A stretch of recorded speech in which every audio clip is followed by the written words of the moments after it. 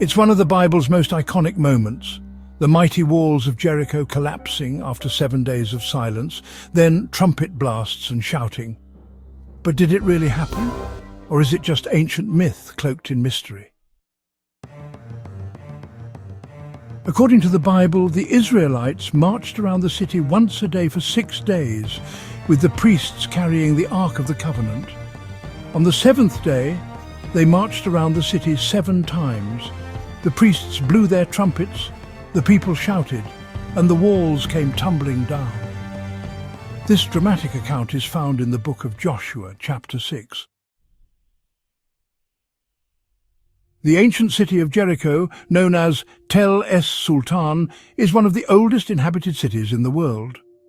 Archaeological excavations have revealed complex wall structures that hint at a rich and tumultuous history.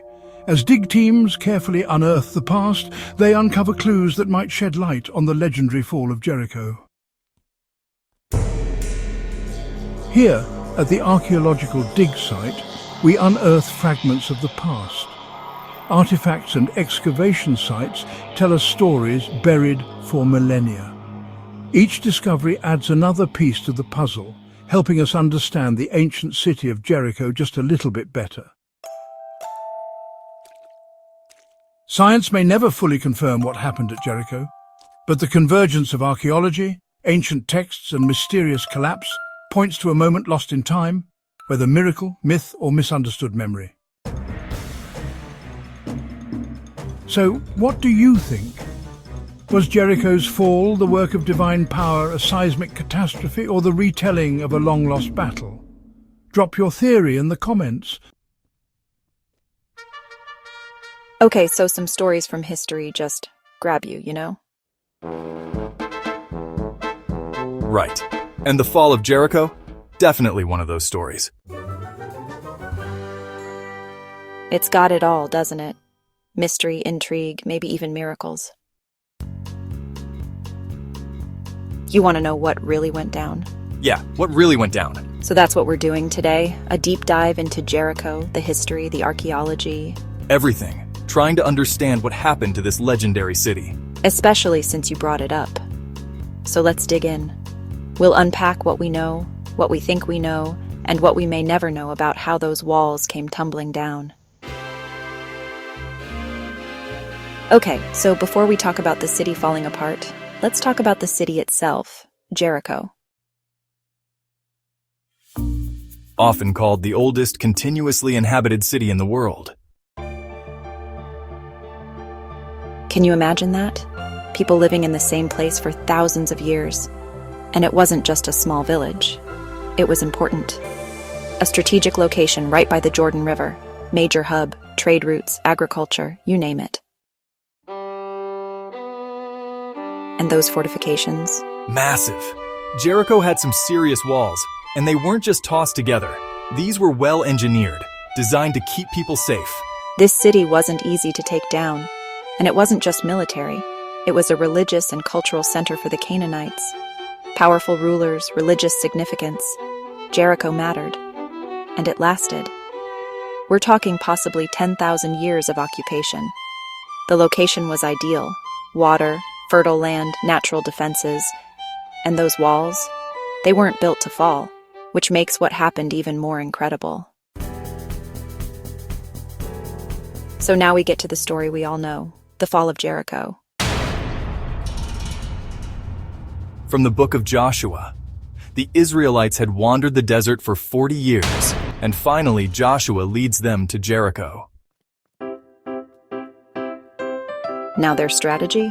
Totally unique. For 6 days, they march around the city, once a day in silence. Only the sound of the shofars, those ram's horns. Imagine being inside the walls, watching that happen every day. No attack, just waiting. The psychological pressure alone. Then on the 7th day, everything changes. They march around 7 times. On the final lap, the trumpets blast, the people shout, and the walls collapse. Just fall down. It's dramatic, it's miraculous. And then according to the Bible, the Israelites burn the city. They take nothing. Except Rahab and her family. saved for helping the Israelite spies. So that's the biblical story. But now the big question, what does archaeology say? That's where it gets really interesting. Archaeologists have been excavating at Tel es-Sultan, that's the ancient site of Jericho, for over a century.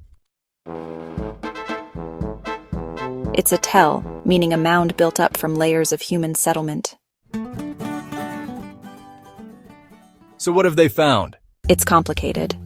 Early excavations in the early 1900s. German teams found remains of large walls. Big find, but they couldn't agree on when those walls fell.